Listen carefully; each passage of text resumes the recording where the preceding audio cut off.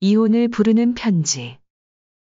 윌리엄 넬슨 태프트 미스터리.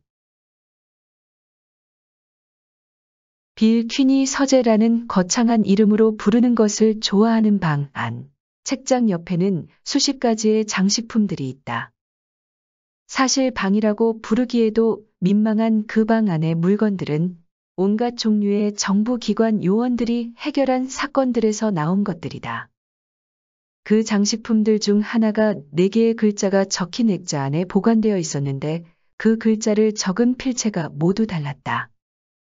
그 글자들이 모두 가리키는 것이 그 물건과 관련된 사람들의 삶과 죽음에 숨겨진 비밀이라는 것은 명백했다. 그것을 제외하면 글자들 자체는 특이한 것들과는 거리가 멀었다. 그렇지만 그 글자들을 자세히 살핀다면 4개의 글자 그 어디에서도 비밀을 풀어줄 단서는 없었다. 몇 가지 암시적인 것들을 읽을 수 있다는 것이 오히려 그것들을 신비롭고 호기심의 대상으로 만들었다. 일반적인 것들을 이야기하던 어느 날 저녁 내가 그 장식품을 가리키면서 빌 퀸에게 말했다. 그래. 그가 동의하면서 말했다. 그 글자를 적은 사람은 확실히 천재였지. 만약 그 사람들이 광고업계에 종사했거나 사람들에게 상상의 여지를 주는 글을 능숙하게 다루는 직업을 가졌다면 그들은 엄청난 성공을 거뒀을 거야. 그 사람들이라고. 내가 물었다. 이 글자들을 적은 사람이 한 사람 이상이라는 의미인가? 동일한 사람이 적은 글자처럼 보이지는 않잖아. 안 그런가? 퀸이 나에게 되물었다. 게다가 그 사실은 그 사건의 복잡한 해결 과정 중 엘머 앨리슨을 헷갈리게 만들었던 것 중 하나였어. 사실 엘머 앨리슨 덕분에 그 사건은 보통의 협박 사기 사건 이상의 의미를 가지게 되었거든. 빌 퀸이 커다란 알라 기자의 몸을 편하게 기대면서 말을 이었다. 엘머 앨리슨이 우편 조사국에서 알아주는 수사 요원 중 하나라는 것은 많은 사람들이 알고 있었다. 그가 바로 콜럼버스 우체국에서 사라진 10만 달러 사건을 해결한 사람이었다. 사실 그가 한 일은 사라진 돈과 관련된 사건을 조사함에 있어서 편지가 관련되었다는 복잡한 사안을 정리해낸 것이었다.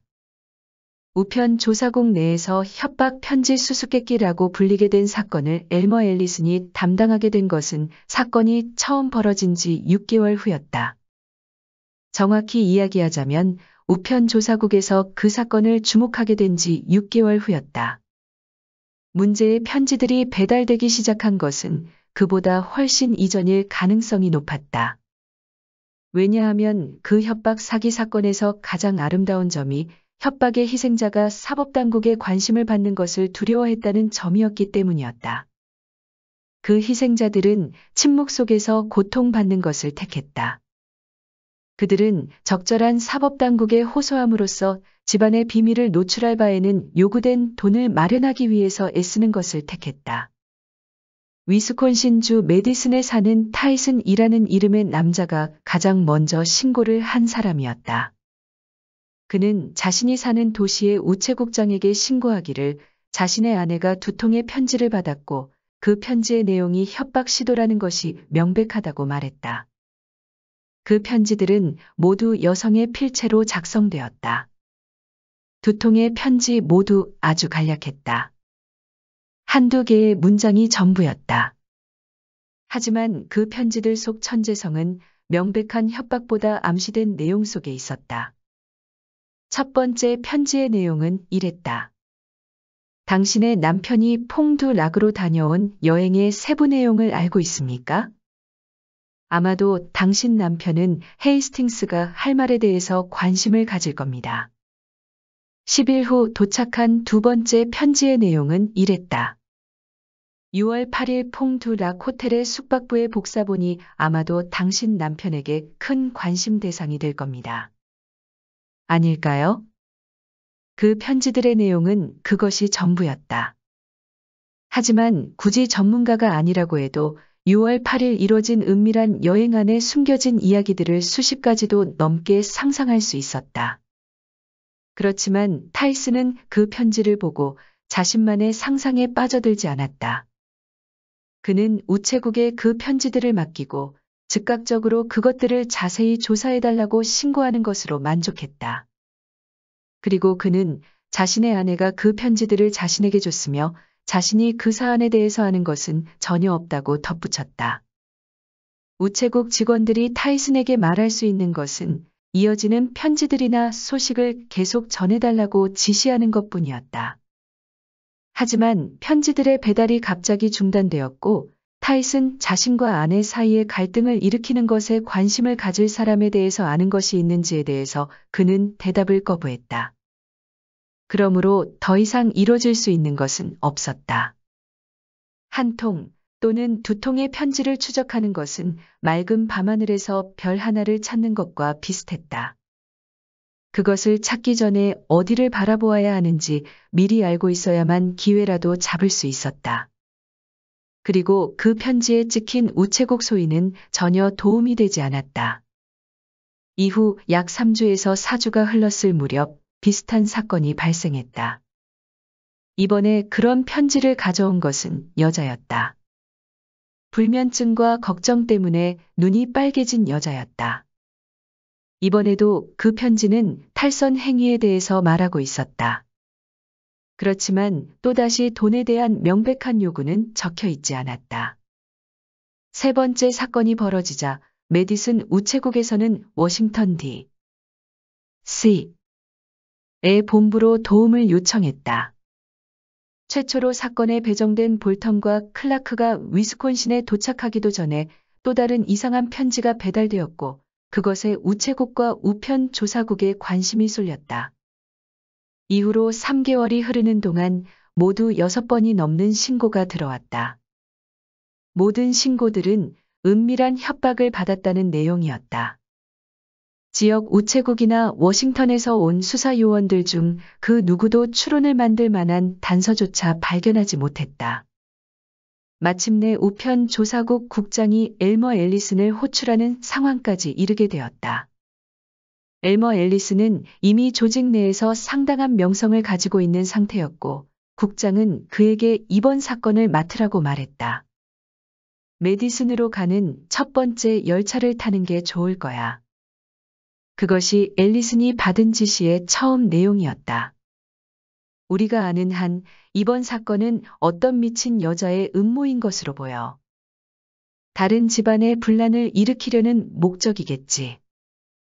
치밀한 계획을 가진 전문적인 협박범의 소행이라고 보긴 힘들어. 실제로 돈을 요구하는 것에 대한 신고는 없었어. 단순한 협박, 그러니까 탈선을 폭로하겠다는 암시를 통해서 가족 간의 불화를 일으키려는 목적인 것이지. 그리고 이번 사건에 관련해서 신문 기자들을 최대한 멀리하는 것이 현명하다는 말을 굳이 할 필요는 없겠지. 언젠가 신문 기자들도 이번 일을 알게 되겠지. 당연히 말야. 하지만 이 편지를 보낸 사람에 대해서 우리가 먼저 단서를 찾은 다음에 그렇게 되도록 만들어야 돼. 그래야만 우리 조직의 명성에 해가 되지 않을 테니까. 볼턴과 클라크는 지금 메디슨에 있어. 하지만 그 친구들의 보고서는 만족할 수 있는 수준과는 거리가 멀어.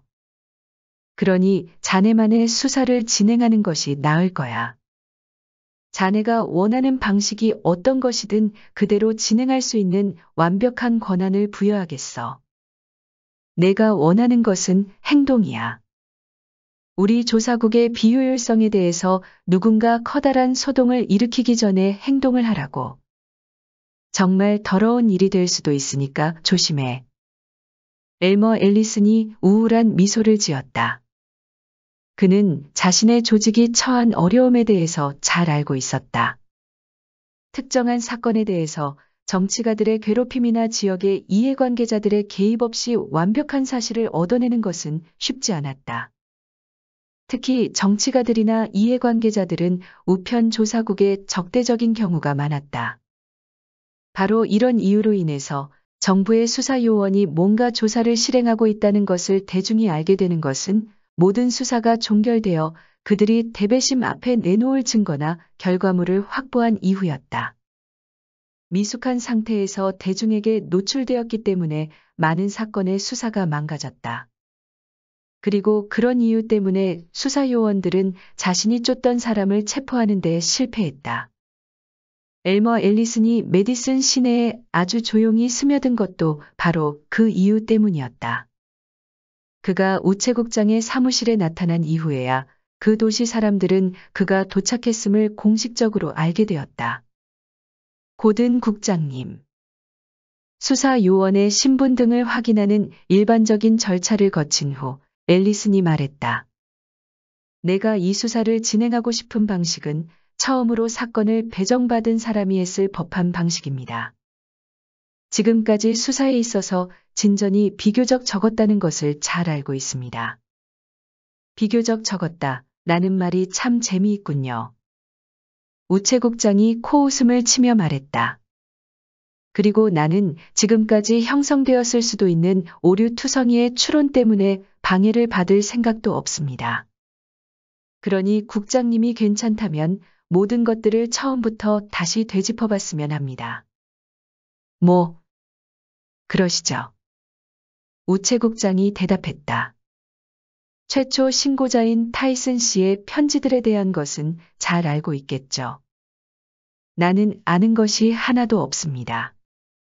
엘머 앨리슨이 우체국장의 말을 끊었다. 적어도 내가 가지지 않은 가정의 근거에서 이를 진행시킬 생각은 전혀 없습니다. 나는 아주 작은 것 하나라도 놓치지 않을 겁니다. 동시에 전체 상황에 대해서 완벽하게 새로운 관점에서 정리하려고 합니다. 몇 시간 후 고든 국장은 지난 몇 주 동안 경찰과 우체국을 당황하게 만들었던 다양한 사건들에 대한 설명을 마쳤다. 경찰국에서 가장 뛰어난 형사들이 은밀하게 협박 편지들에 대한 조사를 진행 중이었다. 그리고 이것들이 지금까지 배달된 편지의 전부입니까? 엘머 앨리슨이 물었다. 그의 앞 책상 위에는 한 30여 장 정도의 편지가 놓여 있었다. 우리 우체국에서 관심을 기울인 것을 기준으로 보자면 저기 편지들이 모두가 맞아요. 물론 정확히 얼마나 많은 편지들이 작성되었는지에 대해서는 알지 못해요. 그것들 중 신고가 되지 않은 것들도 많을 테니까. 인간의 본성을 생각해보면 적어도 저 편지들의 3배가 넘는 것들이 배달되었고 아마도 돈이 지불되었을 거예요. 하지만 편지를 받은 사람들이 모두 신고하지는 않았을 거예요. 오직 자신들만이 아는 이유 때문에 신고가 곤란했을 거예요. 사실. 하지만 당신은 추문에 대해서는 관심이 없겠죠? 절대적으로 관심이 있습니다. 엘머 앨리슨이 선언하듯 외쳤다. 이런 종류의 사건을 다룰 경우 무대 뒤편에서 일어나는 음모와 하인들이 모이는 술집 잡담이 커다란 역할을 합니다. 추문이나 소문이 중요한 요소를 만들어내곤 합니다. 이번 사건에 대한 젊은 여자들 사이에 소문이 뭐가 있습니까? 이 편지들에 관련된 한에 있어서 아무것도 없어요. 어떤 종류의 영향력 때문인지 신문들 역시 이 사건에 대해서 다루고 있지 않아요. 물론 그 영향력이 누구의 것인지에 대해서 상세하게 말할 필요는 없을 거예요. 하지만 소문에 의하면 최근에 익명의 편지로 인해서 적어도 3건 이상의 이혼 소송이 진행 중이라는 것이죠. 그리고 비슷한 이유로 인해서 수없이 많은 가족이 파경을 맞이하기 직전이라는 소문이 돌고 있죠. 그렇다면 이런 편지를 받은 사람들 중 많은 수가 신고를 하지 않았을 것이라는 국장님의 추론이 맞다는 증거라고 볼 수 있겠군요. 하지만 사람들은 사적으로 해결을 하려고 애쓰고 있다는 것이기도 하네요. 그것 외에도 협박이 이뤄졌지만 간혹 실패한 경우도 있다는 것입니다. 그렇지 않았다면 이혼 소송 이상의 사건들이 벌어졌을 테니까 말입니다.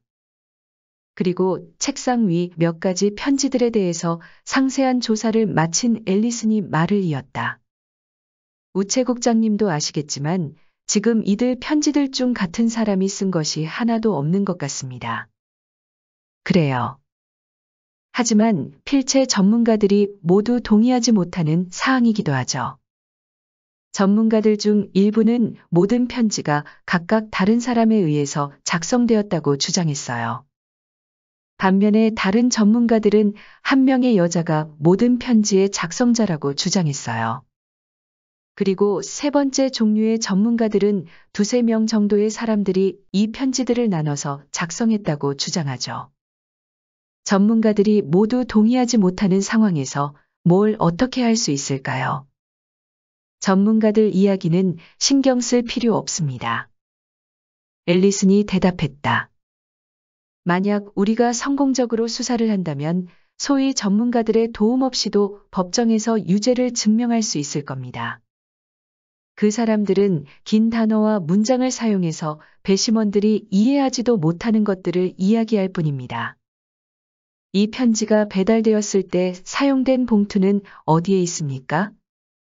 이 편지들을 가져온 사람들 대부분이 봉투를 챙기지를 못했어요. 다만 어떻게 해서 우리가 몇 장의 봉투를 확보했죠?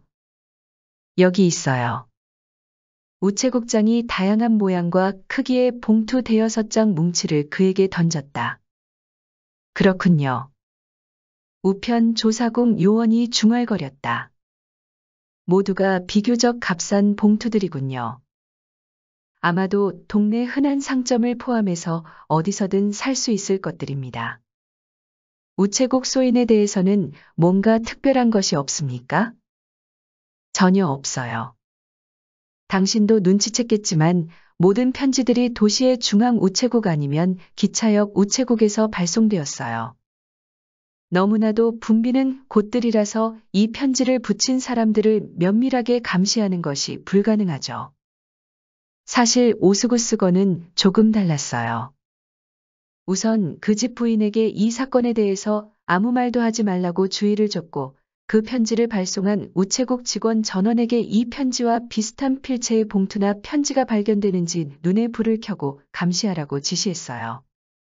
사실 우체국 창구를 모두 폐쇄하고 단 한 창구만 남긴 다음 밤낮을 가리지 않고 우편물들을 감시할 직원을 배치했어요. 그렇군요. 그래서 어떻게 됐습니까? 앨리슨이 약간 초조한 듯한 어조로 물었다. 우체국장이 잠시 말을 쉬었다. 우스운 일이 벌어졌죠. 이틀 정도가 지난 후 이 편지 중 하나와 유사한 필체로 의심되는 편지 하나가 접수되었어요. 감시하던 직원이 창구 밖으로 뛰쳐나갔고 그것을 붙인 사람을 잡았어요. 다행히도 우리는 그녀가 오스구스 부인의 시누이라는 것을 알아냈어요. 하지만 그녀의 편지는 완전히 결백한 것이었어요. 그녀가 이번 사건들과 연루되었을 가능성은 없었습니까? 없었어요. 그녀의 남편은 이 지역에서도 저명한 변호사예요. 그리고 그날 이후 우리는 그녀의 일거수일투족을 감시해왔어요. 그녀야말로 이 도시에서 무고하다고 확신할 수 있는 몇 안 되는 사람들 중 하나예요. 그렇지만 국장님 이야기로는 그녀의 필체가 여기 편지들을 작성한 필체와 유사하다고 하지 않았습니까? 그래요. 바로 그것 때문에 이 사건 전체가 수수께끼가 되어버린 것이죠. 모든 글자 하나하나의 필체가 희생자들의 친척의 필체와 매우 유사하거든요. 그런 이야기가 흘러나갔고 신고자들 중 4명이 자신들의 친척을 체포해달라고 요청하기도 했어요. 그리고 우리는 필체가 비슷하다는 이유만으로 어떤 사람을 감옥에 넣을 수 없다고 그 요청을 거부했고 그 때문에 그 희생자들을 불쾌하게 생각했어요. 그렇다면 이 사건의 범인을 협박범이라고 부르는 이유가 있습니까? 지금까지 돈을 요구한 것이 밝혀진 적 있었습니까? 직접적으로는 없었어요. 하지만 이런 짓을 벌이면서 돈을 뜯어내는 것 말고 무슨 다른 목적이 있겠어요? 문제를 일으킬 수 있는 장난을 치기 위해서 펜을 드는 위험을 감수할 사람은 없을 거라고 봐요. 이런 협박 편지를 가져와서 신고한 타이슨 씨나 오스구스 부인, 그리고 다른 사람들의 경우에는 어떻습니까? 돈을 요구하는 협박이 이어지지는 않았습니까? 아무것도 받은 것이 없어요. 어떤 종류이든 편지는 한 통도 받지 않았어요. 그렇다면 국장님 말씀은 여기 우체국에 신고를 했다는 단순한 사실로 인해서 협박 편지를 더 이상 받지 않게 되었다는 뜻입니까? 그래요. 바로 정확히 그래요. 그런 식으로 이번 사건을 바라보면 굉장히 이상한 사건이라는 것을 알게 되죠. 하지만 일이 그런 식으로 벌어졌다는 것은 분명한 사실이죠. 엘머 앨리슨이 휘파람을 불었다. 그 사실은 매우 어둡고 수수께끼로 가득 찬 사건의 최초로 비춰진 한 줄기 빛이었다. 그리고 그는 그것의 도움을 통해서 성공할 수 있겠다고 느꼈다. 그리고 그는 몇 가지 질문을 더 던졌다. 특히 이 협박 편지를 받은 이후로 별거를 시작했다고 소문이 도는 부부들에 대한 질문이 포함되었다. 그리고 그가 편지 다발을 집어 올려서 자신의 주머니에 우겨 넣었다. 앞으로 이렇게 생각해 주시겠습니까? 그가 우체국장의 사무실에서 나가는 방문을 열면서 말했다. 당분간 저에게서 어떤 이야기도 듣지 못하실 수 있습니다. 너무 자주 여기에 보고를 하는 것이 현명한 생각 같지 않습니다. 그리고 혹시 거리에서 국장님이 나를 우연히 마주친다고 해도 나를 아는 척 하시는 것도 좋은 생각은 아닙니다. 어쨌든 나는 앨리슨이라는 이름 자체를 사용하지 않을 생각입니다. 알빈 그레그라는 이름을 사용할 생각이고 그 사람은 체인 상점을 성공적으로 운영해서 큰 돈을 번 사람입니다. 지금 여기로 온 이유는 새로운 인맥을 맺으려고 온 것으로 알아두시면 됩니다. 만약 그레그에게 연락을 하실 일이 있으면 마제스틱 호텔에 머물 계획이라고 생각하시면 됩니다.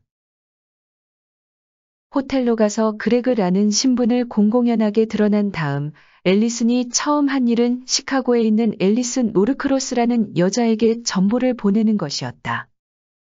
그녀에게 보낸 정보 내용은 이랬다. 내 동생인 메이벨 케네디 부인이 당신에게 부탁함. 위스콘신 중 메디슨으로 오기 바람. 긴급하고 중요한 사안임. 그리고 아래 서명란에는 알빈 그레그, 전공. 이라고 적혀 있었다. 우체국에서 정보를 입력하던 직원 한 명이 호기심을 느끼고 전공이라는 말의 의미를 물었다.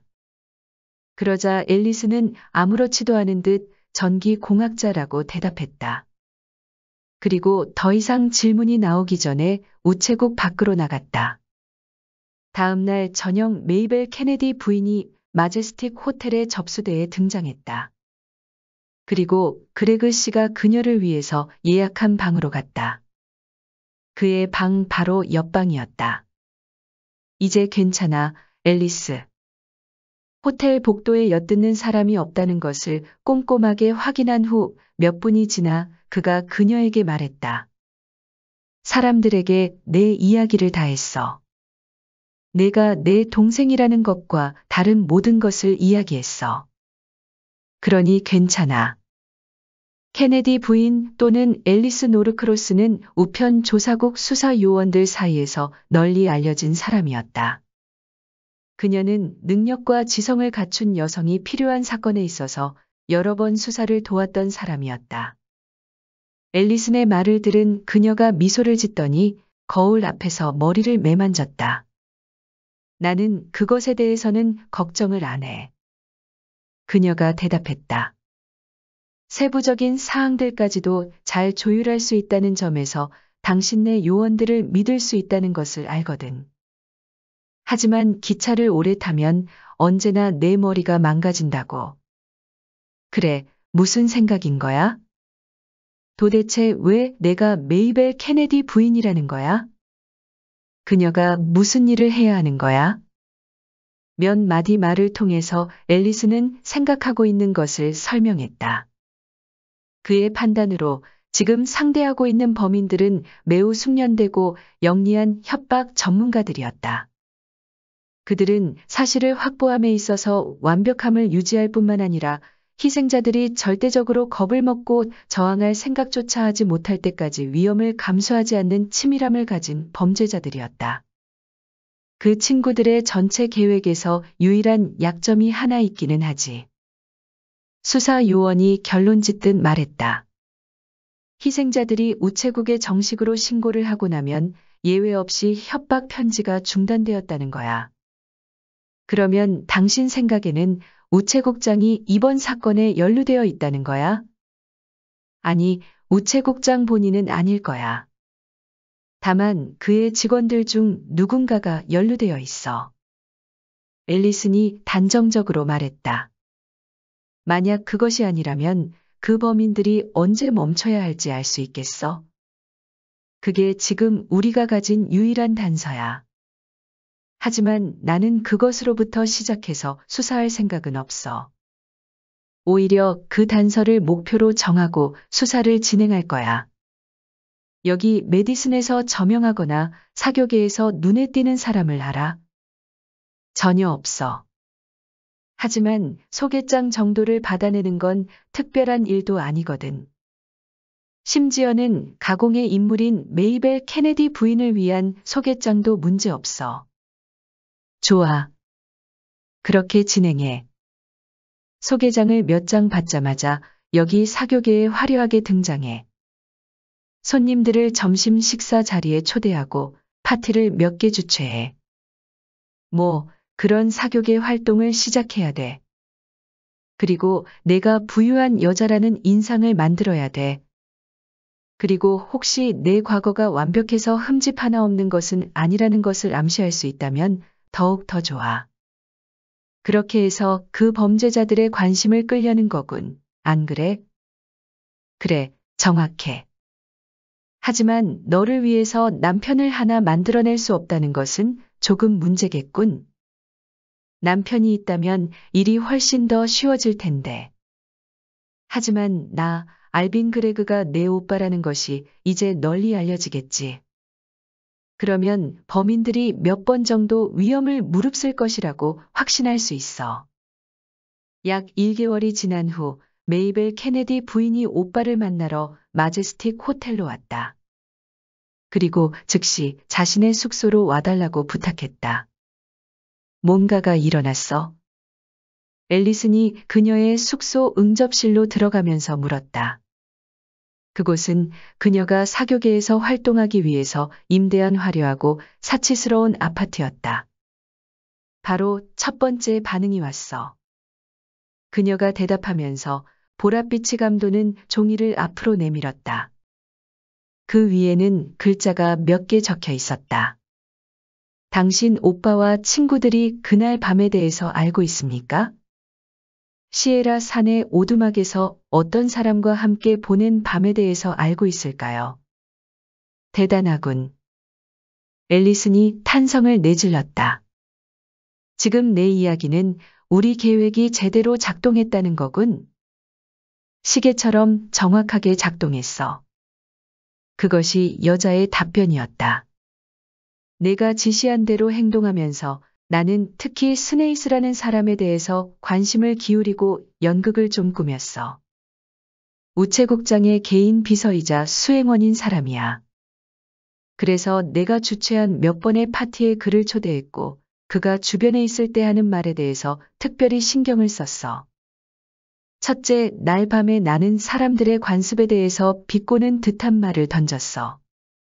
한 여자가 다른 남자와 낮 동안 같이 있는 것은 괜찮지만 저녁과 밤에 같이 있는 것은 비웃음거리가 된다는 것이 우습다고 말했어. 그리고 다음 파티에도 그를 불렀지.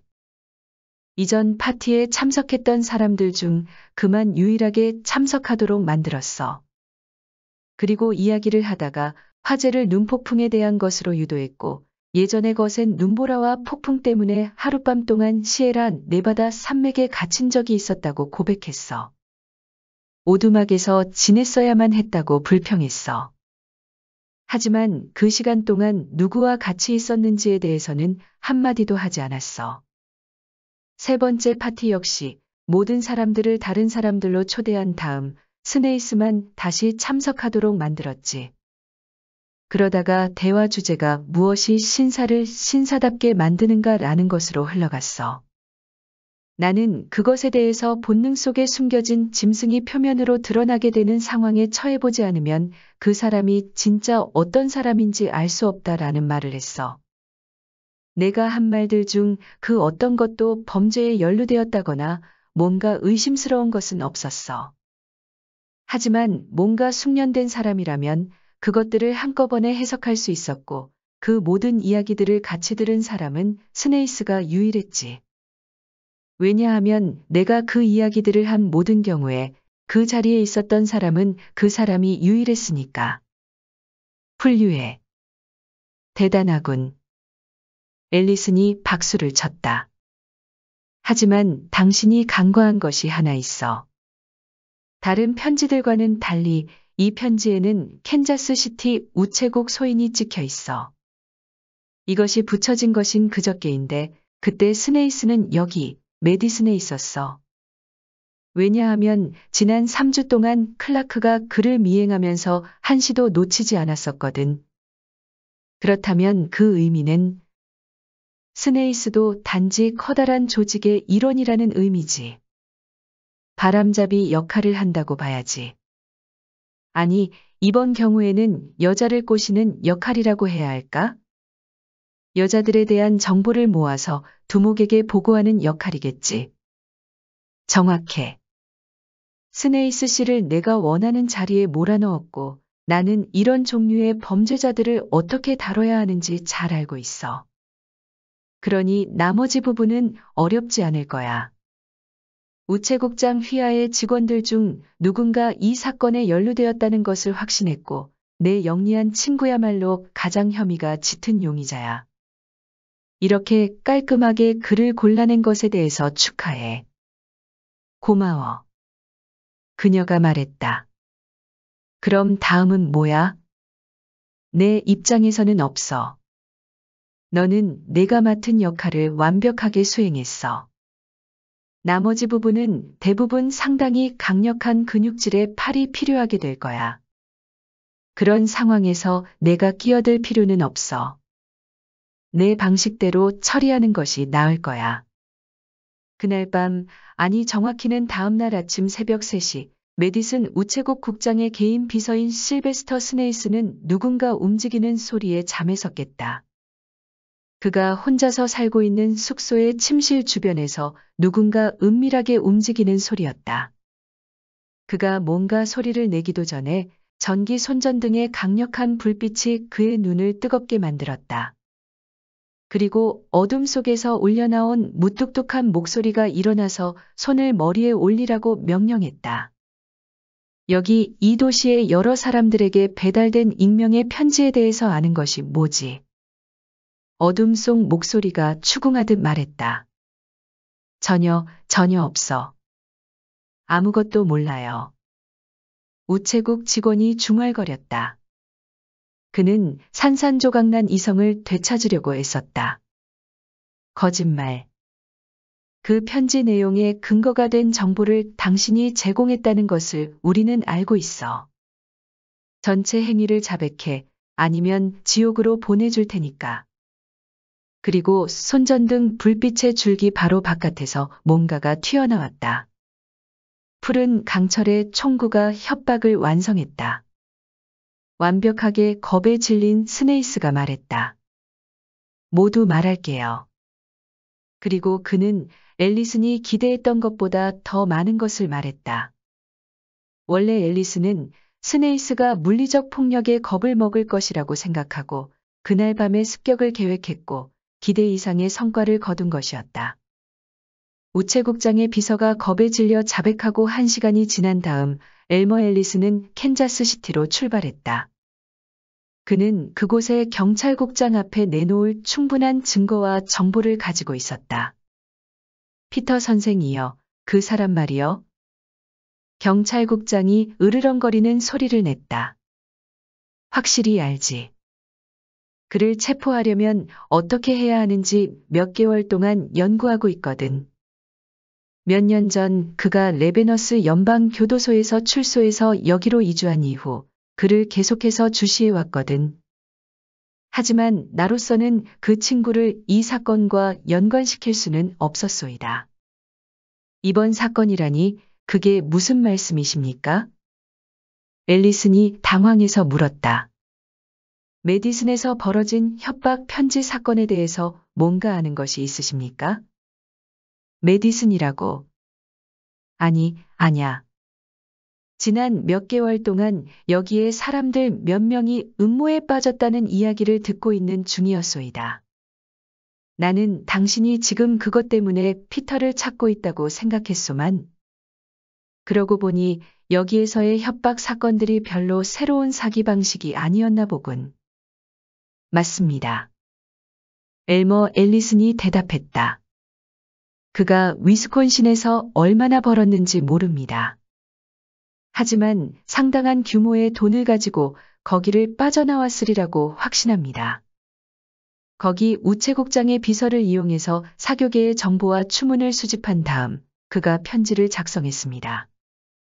그리고 사악한 기술을 이용해서 희생자들의 친척들의 필체를 위조해서 편지를 썼습니다. 그리고 우체국에서 일하는 그의 공범이 신고가 이뤄졌다는 정보를 그에게 주면 그는 다른 희생자를 찾아 나섰습니다. 괜히 한 마리의 물고기를 너무 물고 늘어져서 우편 조사국이 자신들을 추적하는 위험을 무릅쓰지 않은 겁니다. 그렇게 해서 그는 위스콘신에서 빠져나올 수 있었던 겁니다. 강한 손전등과 권총을 들이대자 그의 하인이 모든 것을 자백하더군요. 그렇구만. 나야말로 감옥에 가야겠구만. 경찰국장이 중얼거렸다. 지금 당신이 설명한 것이 바로 여기에서 일어난 일이거든. 물론 여기 사교계 정보를 그 친구에게 전달해주는 사람이 누군지 모르는 것만 빼곤 동일한 사기 수법이군. 오늘 오후에 바로 그 피터 선생을 찾아가는 것이 낫겠소이다. 경찰국장과 우편 조사국 요원의 방문은 계획대로 이뤄졌어. 빌 퀸이 결론 지으며 말했다. 하지만 그 사건은 사회적으로 큰 파장을 일으킬 수 있는 것이었지. 그러니 자네도 수사요원과 경찰국장, 그리고 수십 명의 경찰관들이 정식 파티를 열지는 않았다는 것은 쉽게 짐작할 수 있을 거야. 그들의 방식은 조금은 더 소소했고 갑작스러웠어. 그리고 나중에 밝혀진 바에 따르면 피터 선생은 큰 저항을 하지 않았어. 아주 많은 손님들이 들이닥쳤다는 사실을 깨닫자마자 그는 권총을 버렸어. 그리고 얼마 지나지 않아서 경찰에서는 그를 레베너스 연방교도소로 정식 초대할 수 있었어. 편안하지만 굉장히 배타적인 독방으로 초대가 이뤄졌지. 스네이스는 공범으로 간주되어 2년형을 받았어. 그 편지들을 작성하고 자신들이 벌어들인 돈 대부분을 차지했던 피터는 10년형을 받았지. 그렇다면 그 수수께끼를 해결한 공은 누가 인정받았지? 내가 물었다. 엘머 앨리슨이었나? 아니면 앨리스 나르크로스 양이었나? 앨리슨이었어. 빌 퀸이 대답했다. 앨리스 나르크로스 양은 자신이 우편 조사국과 연관된 것을 비밀로 유지하는 것을 조건으로 협력을 했어. 물론 그녀의 진짜 이름이 앨리스 앨리슨 부인이라는 건 역시 비밀로 유지되어야만 했지. 뭐라고? 그녀가 앨리슨의 부인이었다는 건가? 내가 소리쳤다. 그래, 맞아. 전직 비밀 첩보국 요원이 말했다.